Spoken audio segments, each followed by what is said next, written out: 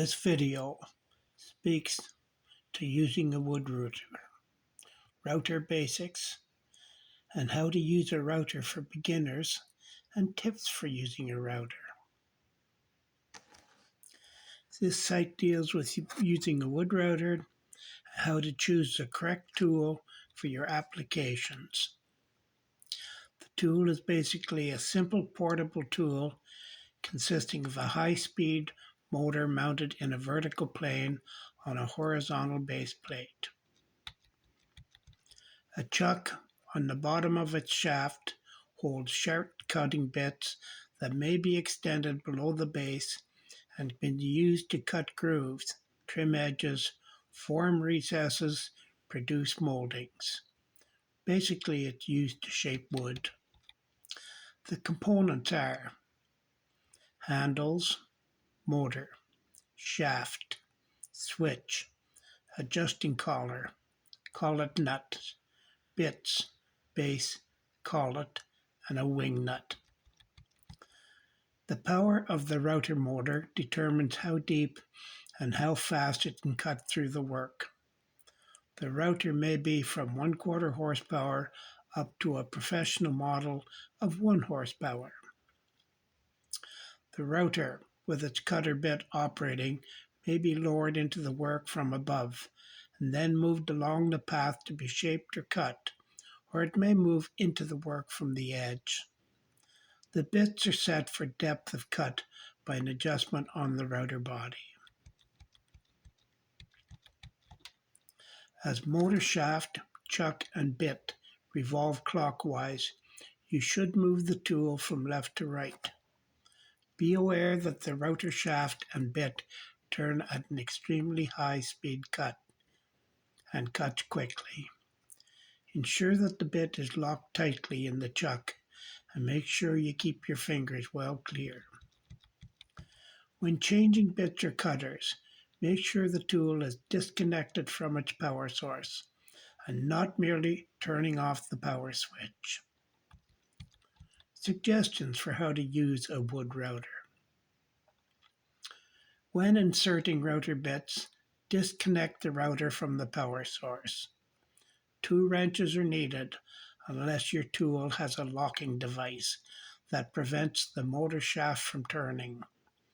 Hold 1 wrench on the lower nut and adjust the collet nut with the upper wrench. To adjust cutting depth, place the router on a flat surface and loosen the wing nut and turn the collar until the bit touches the surface. Lift router and turn collar counterclockwise to lower the bit to the desired depth and tighten the wing nut. The router guide, which is available for most models, keeps the router bit at the exact desired distance from the edge of the work. The guide allows adjustment to and from the router base and is held in place by locking screws. It can ride against the rim of either straight or curved work.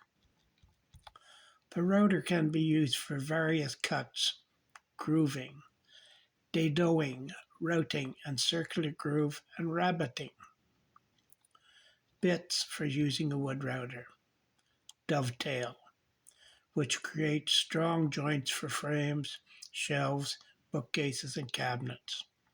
Spiral, which is used for edge, smoothing, and trimming of plastic laminates and fiberglass. Combination panel, for veneer trimming and template panel routing. V-grooving, which is used for lettering and sign work as it simulates planks on paneling.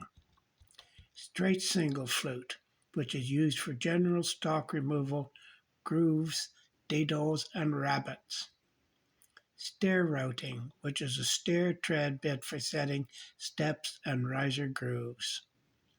Rabbiting, which is used for step cutting edges for joints in cabinet doors and front and door fronts.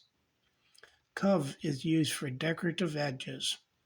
When used with a matching bit, it is used to make drop leaf joints. Chamfering is used for angle cuts for concealed joints and decorative edges. Beading is used for decorative edges, for veneered tabletops and other furniture parts. Straight, which is used for wood and tile inlay and tabletops and various game boards. Roman ogee is used to cut decorative edges for furniture of different periods. Veining, which is used for decorative freehand, raised or cut in designs or letters. Corebox, used for fluting and reading of flat surfaces and general ornament work.